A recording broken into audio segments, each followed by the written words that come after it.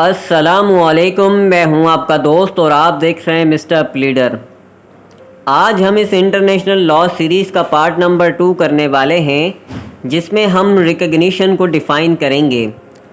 सबसे पहले हम आज के इस वीडियो का आउटलाइन देख लेते हैं कि क्या क्या चीज़ें जो है वो हम आज कवर करने वाले हैं।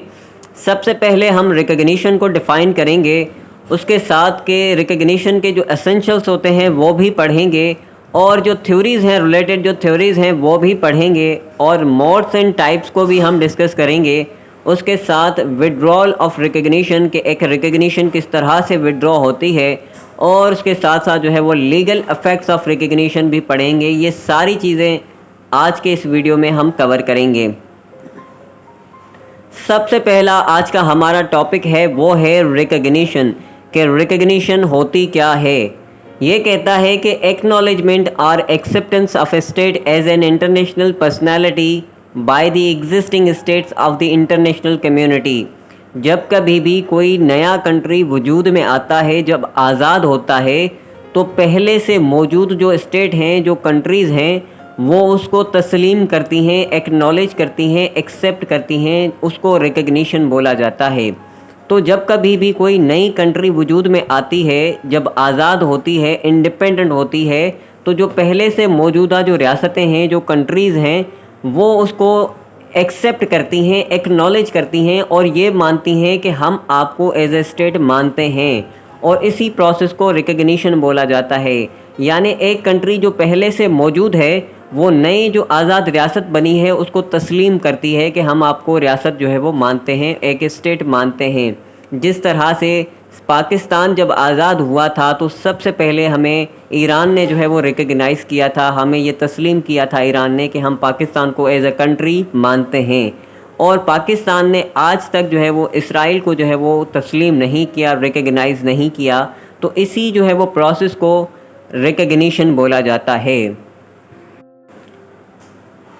उसके बाद हमारे आते हैं essentials of recognition of a state. यानी अगर जो है वो किसी रियासत को, किसी स्टेट को आपने रिकग्नाइज़ करना है, तस्लीम करना है, उनको एक्सेप्ट करना है, तो उनमें ये जो है वो एसेंशियल्स पूरे होने चाहिए, तभी जाके उनको रिकग्नाइज़ किया जाता है।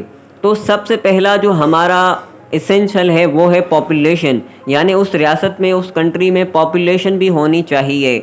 और उसके साथ जो दूसरा जो हमारा एलिमेंट है वो है टेरिटरी। यानी उनके पास अपनी ज़मीन और ये सारी समंदर, या समंदर अगर नहीं भी लगता, लेकिन टेरिटरी जो है वो होनी चाहिए। और इस टेरिटरी में 4 चीज़ें आती हैं, और वो हम नेक्स्ट जो है वो लेक्चर में पढ़ेंगे, क्योंकि हमारा नेक्स्ट लेक्चर जो है वो पूरा टेरिटरी पे है। और ये ज़मीन जो है वो उनके पास प्रॉपर जो है वो होनी चाहिए। उसके साथ जो है वो उनके पास गवर्नमेंट भी होनी चाहिए। अगर नई रियासत जो है वो बनी है, तो उनके पास लीडिंग जो है वो गवर्नमेंट भी होनी चाहिए, कि जो उनको लीड करे। उसके साथ साथ चौथा जो हमारा एलिमेंट है, इसका जो एसेंशियल है, वो ये है कि उनके पास सॉवरेनिटी भी होनी चाहिए, और वो सॉवरेन होने चाहिए। और उनके पास सिंपल सा कंट्रोल होना चाहिए, जो कि अपने आवाम को जो है वो कंट्रोल कर सकें। ऐसा ना हो कि उसी कंट्री के अंदर जो है वो काफ़ी सारी गवर्नमेंट बन चुकी हों, और जो है वो एक दूसरे पे हुकूमत करते हों। तो एक रियासत के अंदर, एक कंट्री के अंदर जो है वो एक गवर्नमेंट होती है, टेरिटरी होती है यानी ज़मीन होती है, और पॉपुलेशन होती है। और उनको लीड करने के लिए वो खुद ही जो है वो एक जो है वो बंदा जो है वो सिलेक्ट करते हैं, जिसको लीडर बोला जाता है। फिर जाके जो है वो उनको जो है उनके कंट्री को रिप्रेजेंट करता है। तो ये सारी जो चीज़ें हैं आज की, ये हैं सिंपल सी हमारी रिकग्निशन की जो है वो एसेंशियल्स हैं। तो ये हैं सिंपल से हमारे जो है वो एसेंशियल। जब कभी भी कोई नई रियासत वजूद में आती है, तो उनमें ये सारी जो ये चीज़ें हैं, जो एलिमेंट्स हैं, वो मौजूद होना जो है वो ज़रूरी है। तब जाके जो पहले से मौजूदा कंट्रीज़ हैं उनको रिकग्नाइज़ करते हैं, उनको एक्सेप्ट करते हैं, उनको तस्लीम करते हैं। तो ये जो है वो सारी चीज़ें जो है वो होनी चाहिए किसी भी स्टेट में तस्लीम होने के लिए, उनको जो है वो रिकग्नाइज़ करने के लिए। जिस तरह से यहाँ पे एक डिस्प्यूट आपको जो है वो नज़र आ रहा है, इसराइल और पैलेस्टाइन और डिस्प्यूट है, और ये कहता है कि in this dispute India did not recognise Israel till 1999 and also South Africa till 1991 due to racism. Even though India got military support from Israel, still it didn't recognize Israel.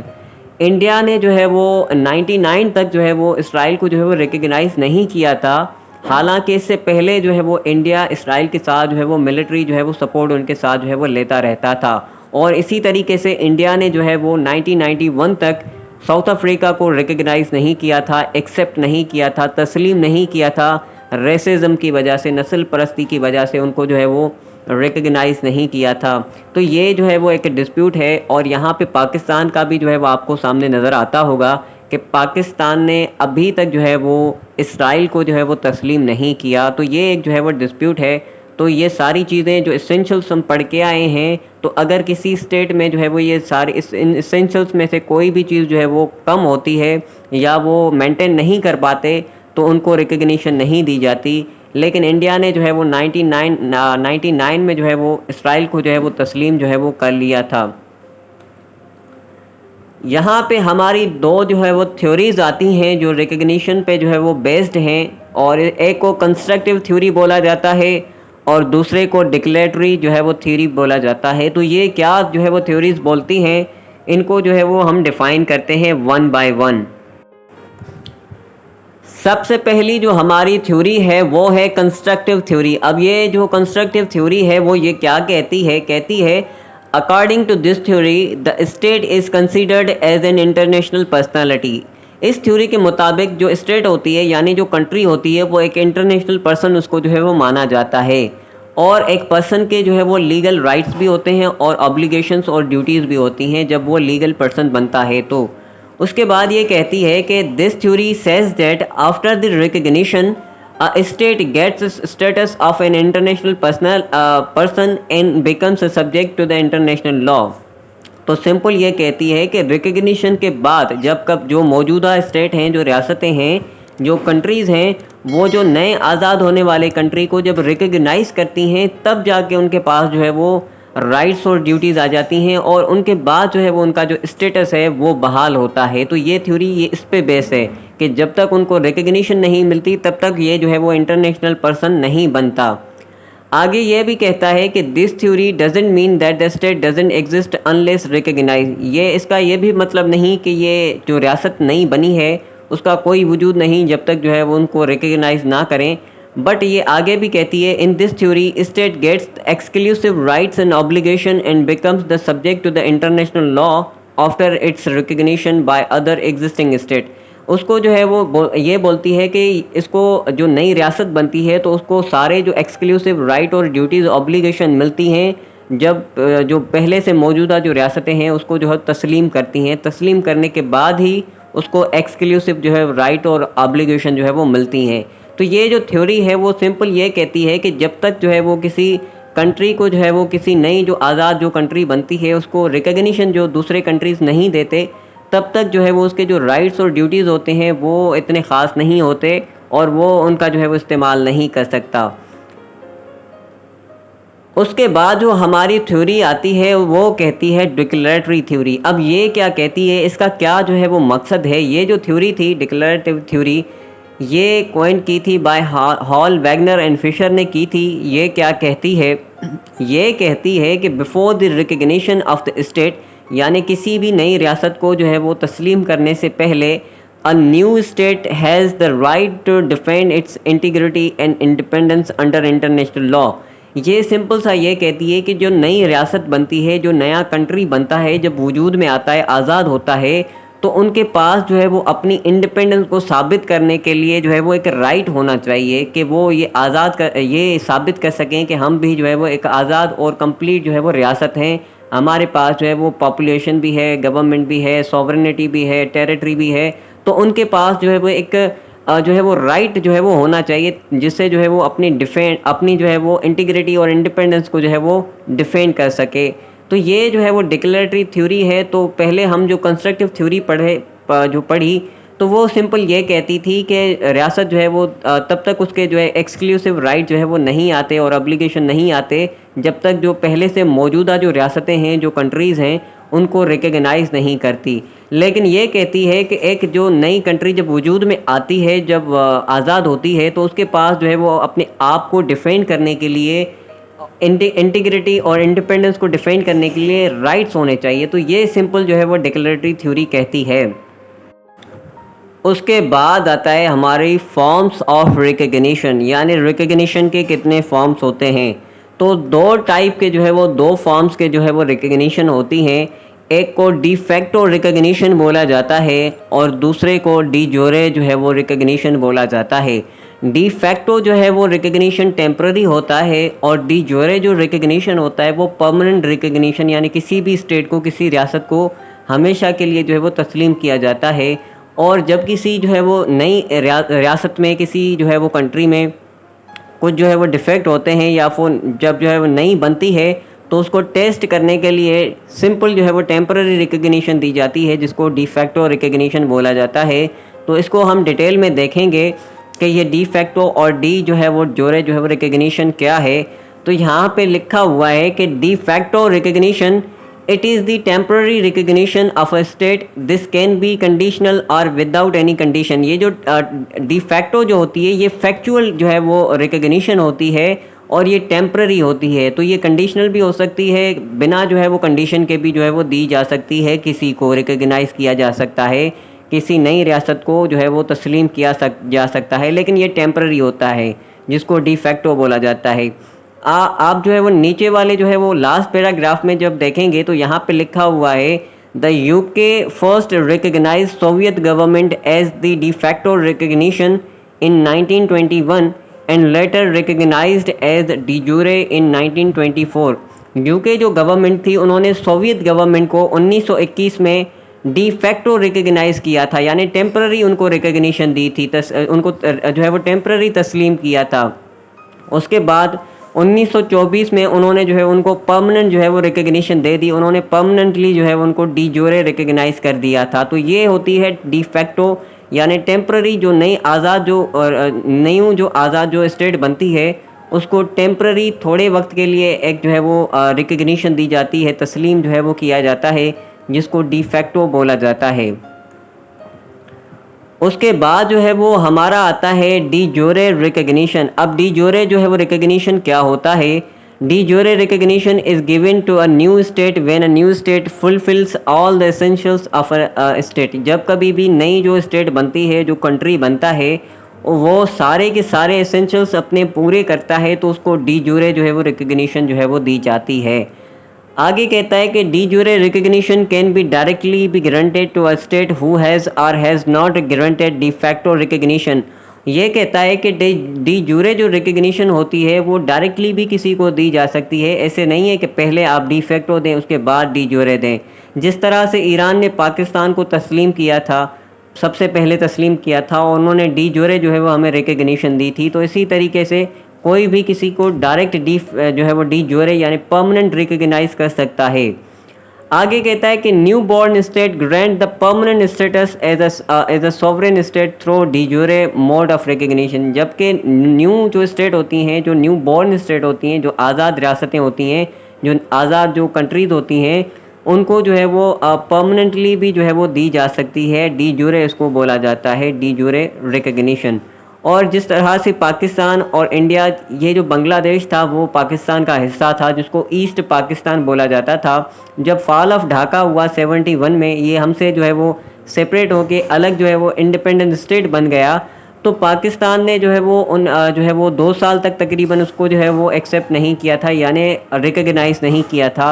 इसी तरीके से India और America ने भी जो है वो बांग्लादेश को जो है वो 2 सालों तक जो है वो तकरीबन डी फैक्टो जो है वो रिकग्निशन दी हुई थी, यानी टेम्पररी रिकग्निशन जो है वो दी हुई थी।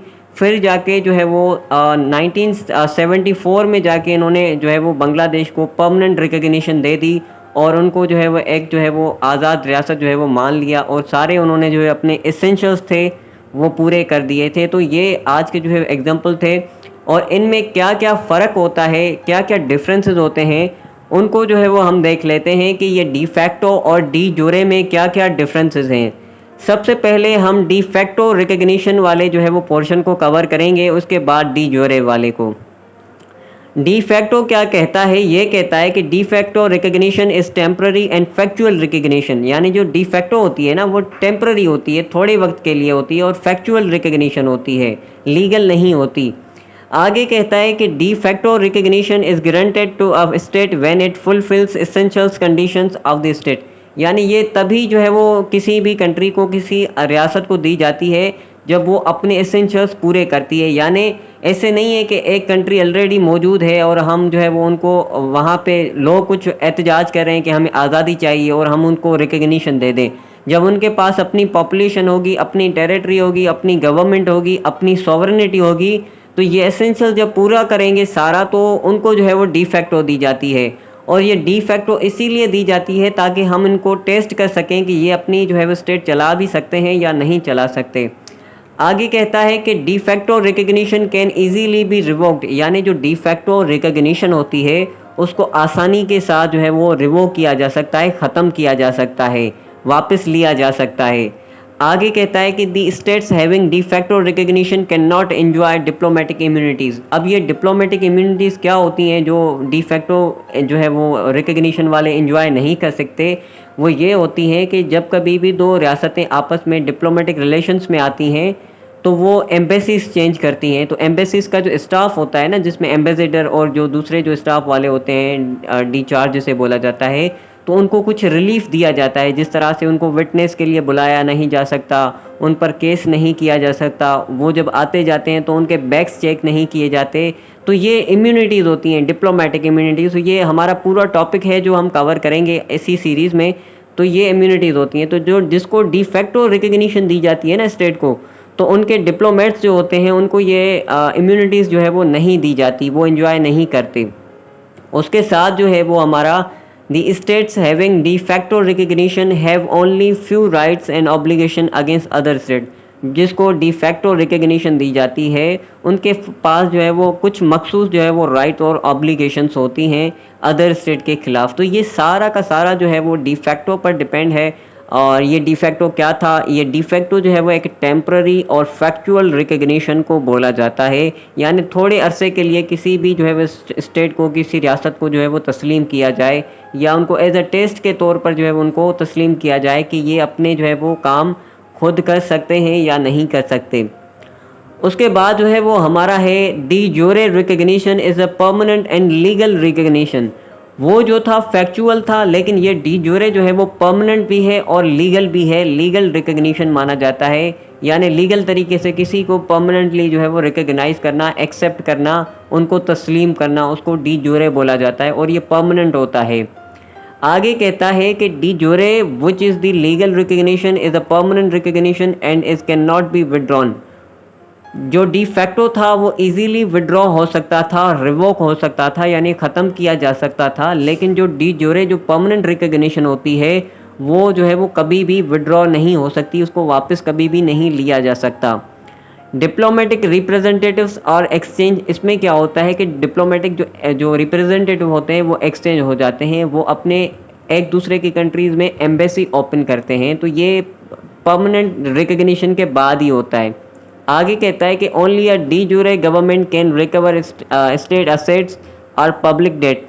जिसको जो है वो परमानेंट रिकग्निशन दी जाती है, तो वहाँ की जो गवर्नमेंट होती है ना, वो अपने लोगों के जो असेट्स होते हैं ना, जो जायदाद या कुछ प्रॉपर्टी होती है दूसरे स्टेट में, उनको रिकवर कर सकता है। अदरवाइज जिसको टेम्पररी रिकग्निशन दी जाती है तो वो नहीं कर सकता। दी state which receive D jure recognition has only one government. जिसके पास डी जूरे जो है वो रिकग्निशन होती है, उनके कंट्री के अंदर सिर्फ एक ही जो है वो गवर्नमेंट होती है, सरकार होती है। तो ये सारे के सारे जो हमने डिफरेंसेस पढ़े, तो ये जो है वो वेरी इजी है कि एक होता है डी फैक्टो जो टेम्पररी होता है, दूसरा डी जोरे होता है जो परमानेंट होता है, और उनमें कुछ कुछ डिफरेंसेस थे वो जो है वो हमने जो है डिफ़ाइन किए। आगे जो हमारा टॉपिक है उसको जो है वो हम डिस्कस कर लेते हैं। आगे है हमारा टाइप्स ऑफ रिकग्निशंस के, रिकग्निशंस के कौन कौन से टाइप्स होते हैं। सबसे पहला है express recognition, implied recognition, conditional recognition और कलेक्टिव रिकग्निशन। तो इन चारों को जो है वो वन बाय वन एग्जाम्पल के साथ पढ़ेंगे। सबसे पहला हमारा है एक्सप्रेस रिकग्निशन। ये ऐसा जो है वो रिकग्निशन होता है जब कभी भी एक रियासत जो मौजूदा है, पहले से एक स्टेट मौजूद है, जब नया कोई कंट्री वजूद में आता है, आज़ाद होता है, तो उसको जो है वो एक ऑफिशियल तरीके से जो है वो एक्सप्रेस करके जो है वो उसको रिकग्नाइज़ किया जाता है, या न्यूज़पेपर में देकर, या जो है वो ऑफिशियल तरीके से जो उनके जो हेड होते हैं वो ये बयान देते हैं कि हम इनको जो है वो रियासत को जो है वो तस्लीम करते हैं। तो इस टाइप के जो रिकग्निशन को एक्सप्रेस बोला जाता है। तो यहाँ पे लिखा हुआ है when an existing state identify a new state expressly by official declaration और नोटिफिकेशन, यानी कोई एक रियासत जो पहले से मौजूद है वो नई रियासत को जो है वो नोटिफिकेशन निकाल कर जो है वो तस्लीम करती है, रिकग्नाइज़ करती है कि हम इनको जो है वो एक रियासत जो है वो आज़ाद रियासत मानते हैं। Then it is considered to be as a express form of recognition, और ऐसे फॉर्म को एक्सप्रेस जो है वो रिकग्निशन बोला जाता है। तो ये यहाँ पे सिंपल तरीके से अपना बयान देकर टीवी पर या असेंबली में बयान देकर, या फिर जो है वो अपना जो है वो एक लेटर जो है वो दूसरे स्टेट को भेज करके हम आपको रियासत मानते हैं, या नोटिफिकेशन जो है वो ऑफिशियल जो है वो पास करके ये बोलें कि हम इनको जो है वो तस्लीम करते हैं। तो ऐसे टाइप को जो है वो एक्सप्रेस रिकग्निशन बोला जाता है। आगे कहता है कि express recognition can be express through formal means such as sending और पब्लिशिंग द डिक्लेरेशन और statement to the opposite party.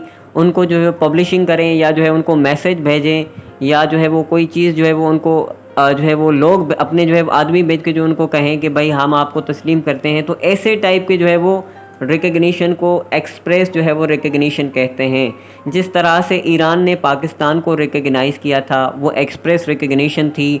और अभी जो है वो कुछ टाइम पहले 2020 में यूएई ने इसराइल को जो है वो तस्लीम कर दिया था ऑफिशियल तरीके से, उन्होंने एम्बेसीज भी एक्सचेंज कर दी।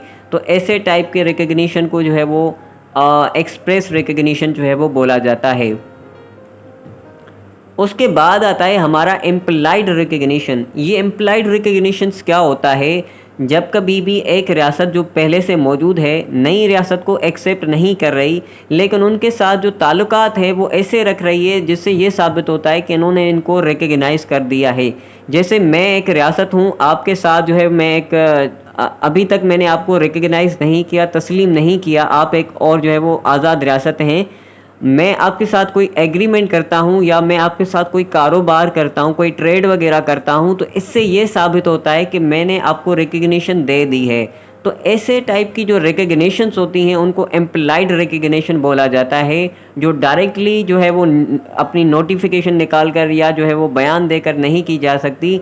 लेकिन ऐसे टाइप की जो है रिकग्निशन जो कि जो है वो इनडायरेक्ट टाइप की होती हैं, जैसे कारोबार करके या कुछ आपस में कोई ऐसी ट्रीटी कर दी, कोई ऐसी एग्रीमेंट कर दी कारोबार की, जिससे ये साबित होता है कि हमारी जो है वो आपस में रिकग्निशन हो गई है। It is a kind of recognition where the act of the recognition is implied rather than express. यहाँ पे कोई एक्सप्रेस नहीं करते, लेकिन उनका जो एक्ट होता है ना, उनके जो एक्शंस होते हैं, रियासत के एक्शंस होते हैं दूसरी रियासत के साथ, उनसे ये साबित होता है कि दूसरी रियासत को उन्होंने जो है वो रिकग्नाइज़ कर दिया है, एक्सेप्ट कर लिया है। If a state enters into a treaty with another unrecognized state or a government, it is concluded that the recognizing state has the intentions to give recognition। तो सिंपल बात है कि जो गवर्नमेंट पहले से जो है वो एक आज़ाद रियासत है, जब कोई नई रियासत जब वजूद में आती है तो उनके साथ जो है वो ऐसा जो है वो एक्शन में आती है, किसी ऐसे अमल में आती है, जैसे उनके साथ कारोबार बढ़ाना, कोई ऐसे जो है वो ट्रीटी करना, जो है पानी की या रास्ते की ऐसी ट्रीटी बनाते हैं और उनके साथ कर देते हैं। तो उनसे ये साबित होता है कि जो पहले से मौजूदा रियासत है उनकी ये इंटेंशन है कि इनको जो है वो परमानेंट जो है वो रिकग्नाइज़ करेंगे। तो ऐसे टाइप की जो रिकग्निशंस होती हैं उनको इम्प्लाइड रिकग्निशन जो है वो बोला जाता है। जैसे पहले जो है तुर्की था वो इसराइल के साथ जो है वो करता था, ट्रेड करता था। अभी तक जो है वो कंफर्म नहीं है मुझे, तो ये पहले जो है वो अभी रिकग्नाइज़ है कि नहीं, लेकिन ट्रेड जो है वो उनके साथ करता था इसराइल के साथ। जैसे हम जो है वो ताइवान के साथ जो है वो ट्रेड करते हैं, लेकिन उनको जो है वो एज इंडिपेंडेंट जो है वो रियासत नहीं मानते। उसके साथ है हमारा कंडीशनल रिकग्निशन। अब ये कंडीशनल रिकग्निशन जो है वो क्या होता है, कंडीशनल रिकग्निशन कहता है कि states are also recognise sometimes subject to as some conditions, यानी किसी भी दूसरी आज़ाद रियासत को जो अभी नई नई बनी है उसको किसी कंडीशन पर जो है वो रिकग्नाइज करना, उनको तस्लीम करना। यहाँ पे लिखा हुआ है the Berlin Congress of 1878 recognise the states of Bulgaria, Romania, Serbia and Montenegro on the condition that they did not impose any religious disabilities on any of their subject। तो सिंपल बात है, तो उनकी ये जो है वो कंडीशन थी कि उन पर कोई भी जो है वो रिलीजियस डिसेबिलिटी इम्पोज नहीं करेंगे। इस बुनियाद पर जो है वो उन्होंने जो है वो इनको रिकग्नाइज जो है वो किया था। तो ये था हमारा जो है वो रिकग्निशन कंडीशनल। तो ये था हमारा कंडीशनल रिकग्निशन, जिसमें एक जो है वो कांग्रेस हुई थी, एक जो है वो ट्रीटी हुई थी जिसको बर्लिन कांग्रेस ऑफ 1878 बोला जाता है, जिसके तहत जो है वो बल्गारिया, रोमानिया और सर्बिया और मॉन्टेनेग्रो को जो है वो तस्लीम कर दिया गया था। लेकिन उसकी शर्त यह थी कि उन पर जो है वो कोई भी रिलीजियस डिसेबिलिटी जो है वो इम्पोज नहीं करेंगे। इस शर्त पर इनको जो है वो आज़ाद जो है वो स्टेट जो है वो तस्लीम कर दिया गया था। तो ये था हमारा कंडीशनल रिकग्निशन, जिसमें जो है वो कोई कंडीशन जो है वो लगाई जाती है। उसके बाद आता है हमारा कलेक्टिव रिकग्निशन। अब ये कलेक्टिव रिकग्निशन क्या होता है कि काफ़ी सारी कंट्रीज़ आपस में मिलकर किसी एक दूसरे कंट्री को जब तस्लीम करते हैं, तो ऐसी जो है वो रिकग्निशन को कलेक्टिव रिकग्निशन बोला जाता है। ये कहता है कि it means recognition through an international treaty. For example, यहाँ पे एग्जांपल दिया गया है, इन 1975 5 एशियन कंट्रीज़ रिकग्नाइज कंबोडिया। अब ये कंबोडिया को जो है वो 5 कंट्रीज़ ने मिलकर जो है वो रिकग्नाइज़ किया था। पहले जो ये जो 5 कंट्रीज़ हैं ना, जिसके नाम है थाईलैंड, मलेशिया, इंडोनेशिया, सिंगापुर और फिलीपींस, इन्होंने आपस में जो है वो एक ट्रीटी की थी, एक एग्रीमेंट की थी। उस एग्रीमेंट के तहत जो है वो उन्होंने जो है वो एक स्टेट को जो है वो एक आज़ाद रियासत माना था और एक इंडिपेंडेंट जो है वो कंट्री माना था। उसका नाम था कंबोडिया। तो ये 5 जो है वो कंट्रीज़ मिलकर एक कंट्री को एक ही साथ जो है वो रिकग्नाइज़ किया था, तस्लीम किया था, और कंबोडिया को किया था 1975 में। तो इसको ऐसे टाइप के रिकग्निशन को जो है वो कलेक्टिव रिकग्निशन कहते हैं। तो ये थे हमारे टाइप्स, जिसमें हमने एक्सप्रेस, इम्प्लाइड और कंडीशनल, उसके साथ कलेक्टिव रिकग्निशन को जो है वो डिफ़ाइन किया। उसके बाद आता है हमारा लीगल इफ़ेक्ट्स ऑफ रिकग्निशन। यानी जब कभी एक स्टेट को जब हम तस्लीम करते हैं, उनको एक्नॉलेज करते हैं, एक्सेप्ट करते हैं, तो क्या लीगल इफ़ेक्ट जो है वो क्रिएट हो जाते हैं। तो सबसे पहला कहता है, recognised state becomes entitled to sue in the courts of the recognising state. तो ये हो जाता है कि जो रिकग्नाइज्ड स्टेट है ना, जिसको तस्लीम किया गया है, उसके पास ये राइट आ जाता है कि अगर उसके साथ कोई गलत चीज़ होती है तो वो रिकग्नाइजिंग स्टेट को जो है वो सू कर सकता है, यानी उन पर केस कर सकता है। तो ये उनके पास राइट आ जाता है। जब तक उनको रिकग्नाइज़ नहीं किया, तो तब तक जो है वो उनके पास ये राइट नहीं होता कि उन पर जो है वो केस कर सके किसी भी इशू में। जिस तरह से जो है अभी तक पाकिस्तान ने इसराइल को जो है वो तस्लीम नहीं किया, रिकग्नाइज़ नहीं किया, तो हम उन पर केस भी नहीं कर सकते। हम किस पर करेंगे, क्योंकि हम तो उनको रियासत मानते ही नहीं है, कोई स्टेट मानते ही नहीं है, तो उन पर कैसे केस करेंगे। उसके बाद कहता है कि recognised state is entitled to sovereign immunity for itself as well as the property in the courts of recognising state. यानी जो रिकग्नाइज जो स्टेट ना, जिसको अभी रिकग्नाइज़ किया गया है, वो उसके पास ये जो है वो सॉवरेन इम्यूनिटी होगी, यानी वो सुप्रीमेसी उसके पास आ जाएगी, और उनके भी जो इंटरनेशनल राइट्स हैं ना वो बहाल हो जाएंगे। और ये उनके जो हेड होंगे उनके कंट्री के, किसी और अदालत में उनको जो है वो सू नहीं किया जाएगा, या उनको जो है वो अपीयर होने के लिए जो है बोला जाएगा। तो वो सॉवरेन जो है वो बन जाएंगे, सुप्रीम बन जाएंगे, जैसे पहले दूसरी जो है वो रियासतें थी, पहले दूसरे कंट्रीज़ थे। उसके बाद कहता है कि recognised state is entitled to succession and possession of the property situated in the territory of the recognising state. यानी अगर किसी रियासत को जो है वो तस्लीम कर दिया गया है और वहाँ के लोगों की प्रॉपर्टी किसी और कंट्री में मौजूद है, तो वहाँ की गवर्नमेंट उनको जो है वो इंटाइटल, यानी उनके पास राइट है कि उनको जो है वो क्लेम कर सके कि हमारे लोगों की प्रॉपर्टी जो है वो वापस करें। जब तक उनको रिकग्नाइज़ नहीं किया जा सकता, नहीं करते, तब तक उनके पास ये राइट नहीं होता कि वो अपने लोगों की प्रॉपर्टी जो है वो क्लेम करे, उनकी गवर्नमेंट। और उसके साथ जो है वो कहता है कि रिकग्नाइज जो स्टेट है may enter into diplomatic and treaty relationship with the recognising state. अब ये जो रिकग्नाइज स्टेट है ना, जिसको तस्लीम कर दिया गया है, उसके पास ये भी राइट होता है कि वो डिप्लोमेटिक रिलेशन में आए, यानी अपनी एम्बेसी दूसरे कंट्री के साथ एक्सचेंज कर सकता है, और दूसरे कंट्रीज़ के साथ जो है वो ट्रीटीज़ की रिलेशनशिप में भी आ सकता है, यानी उनके साथ एग्रीमेंट वगैरह भी जो है वो कर सकता है। तो ये सारी जो है वो लीगल इफ़ेक्ट हैं कि अगर आप उनको जो है वो तस्लीम करते हो तो वो आप पर केस भी कर सकते हैं। अगर आप उनको तस्लीम करते हो तो उनकी जो प्रॉपर्टी है वो भी आपसे क्लेम कर सकते हैं। और उसके साथ अगर आप उनको जो है वो तस्लीम करते हो तो वो डिप्लोमेटिक रिलेशन में भी आ सकते हैं और आपके साथ जो है वो ट्रीटी भी कर सकते हैं, यानी जो है वो आपके साथ जो है वो एग्रीमेंट वगैरह भी जो है वो कर सकते हैं। तो ये होते हैं सारे जो है वो लीगल इफ़ेक्ट्स जो कि आपके रिकग्निशन के बाद आते हैं। तो रिकग्निशन ये होती है। तो आज के इस वीडियो में हमने जो है वो ए टू ज़ी रिकग्निशन के बारे में जो है वो सीखा, जिसमें हमने टाइप्स, काइंड और फॉर्म्स भी पढ़े थे और रिकग्निशन को भी डिफ़ाइन किया था। आई होप कि ये आपको सब कुछ जो है वो समझ में आ गया होगा। Thank you so much.